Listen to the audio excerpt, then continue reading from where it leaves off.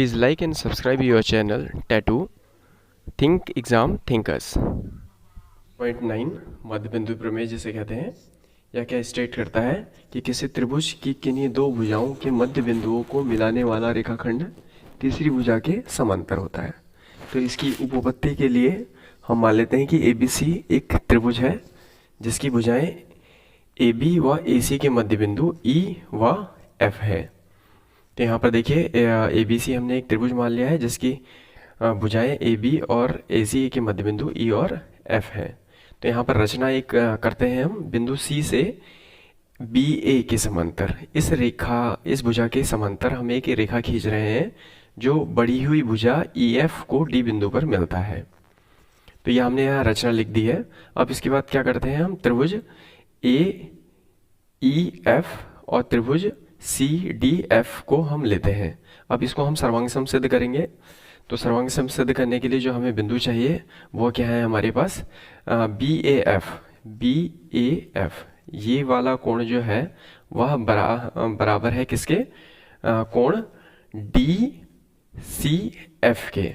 क्यों है, क्योंकि देखिए ये वाली भुजा और ये वाली रेखा, ये रचना से हमें क्या है, ये दोनों समांतर रेखा खींची गई है और ये एक तिर्यक रेखा है। तो तिर्यक रेखा में क्या होते हैं, जो एकांतर कोण होते हैं अल्टरनेट इंटीरियर एंगल्स, वो क्या होते हैं, इक्वल होते हैं, बराबर होते हैं। तो इस वजह से ये दोनों बराबर हो गए। AF जो है वह CF के बराबर है, क्योंकि हमें दे रखा है कि F जो है AC का मध्य बिंदु है, इसलिए ये दोनों भुजाएं बराबर हो गई। तीसरा क्या है हमारा, जो है AFE ये वाला जो कोण है वह CFD इस कोण के बराबर है। इसका कारण क्या है, वर्टिकली अपोजिट एंगल्स है, शीर्षाभिमुख कोण है। तो यहाँ तीन चीजें हमारे यहाँ पर समान आ गई हैं।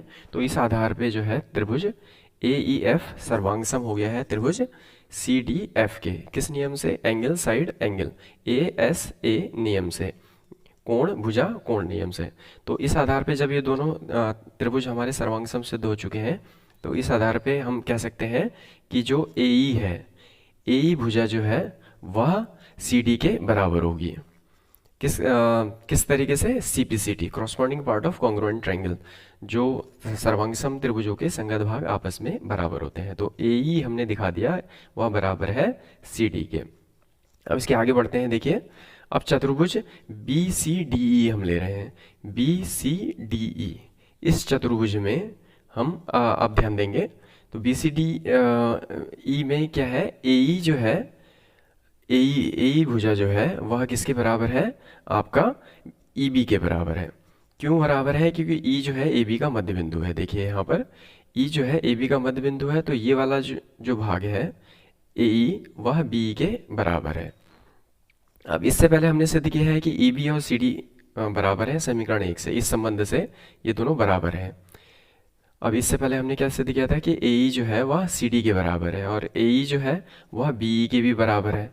तो इससे क्या होगा कि ये दोनों भुजाएं जो है BE और CD आपस में बराबर हो जाएंगी।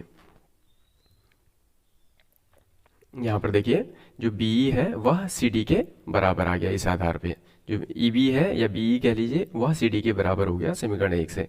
साथ में क्या है कि जो EB है वह समांतर है DC के। EB जो है वह DC के समांतर है, क्योंकि ये रचना से हमने की थी कि AB के समांतर हमने एक रेखा खींची थी CD, इस तरीके से रेखा खींची।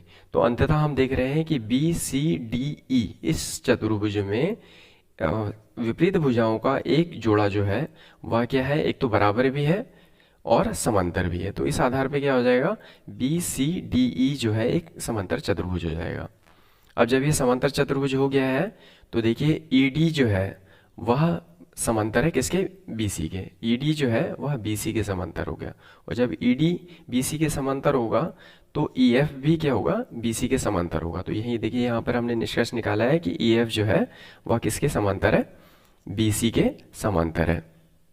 तो इस तरीके से जो है हमने दिखा दिया कि जब किसी त्रिभुज में उनकी दो भुजाओं के मध्य बिंदुओं को मिलाने वाली रेखा जो है वह तीसरी भुजा के समांतर होती है। प्रमेय 8.10 जो है 8.10 क्या स्टेट करता है किसी त्रिभुज की एक भुजा के मध्य बिंदु से दूसरी भुजा के समांतर खींची गई रेखा तीसरी भुजा को समद्विभाजित करती है। तो जो अभी इससे पहले हमने पढ़ा कि मध्य बिंदु प्रमेय हम पढ़ चुके हैं, मिड पॉइंट थ्योरम जिसे कहते हैं, तो यह उसका रिवर्स है, यह उसका जो है अपोजिट है। जस्ट इसका जो एक फैक्ट है वहाँ उससे थोड़ा सा अलग है पिछले मध्य बिंदु प्रमेय की थ्योरम से। तो इसकी उपपत्ति में हम क्या करते हैं, ABC एक त्रिभुज हमने लिया है। तो ABC एक त्रिभुज है जिसमें E जो है AB का मध्य बिंदु है, E जो है इस भुजा का मध्य बिंदु हमें दिया हुआ है। अब हमने क्या किया है कि EF एक रेखा खींची गई है जो कि BC के समांतर है।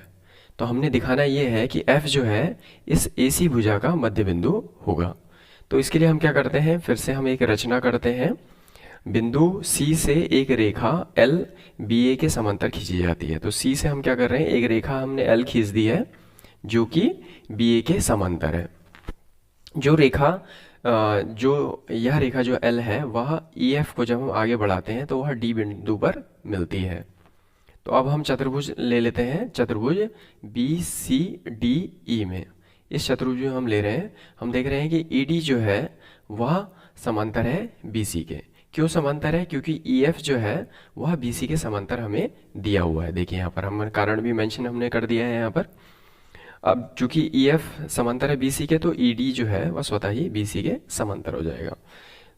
अब आगे जो है इसके बाद B जो है वह समांतर है होगा किसके, CD के। क्यों समांतर होगा, क्योंकि देखिए हमने जो L रेखा खींची है वह हमने BA के समांतर खींची है। तो BE जो BA का ही एक भाग है तो BE जो होगा वह भी CD के समांतर होगा।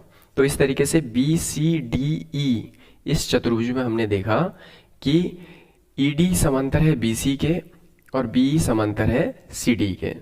तो इस आधार पे जो है हमारा क्या हो गया, BCDE जो चतुर्भुज है वह एक समांतर चतुर्भुज हो गया। देखिए यहाँ पर हमने दोनों कारण यहाँ पर दिखा रखे हैं और यहाँ पर कारण भी आप मेंशन करते रहेंगे, दिखाते रहेंगे।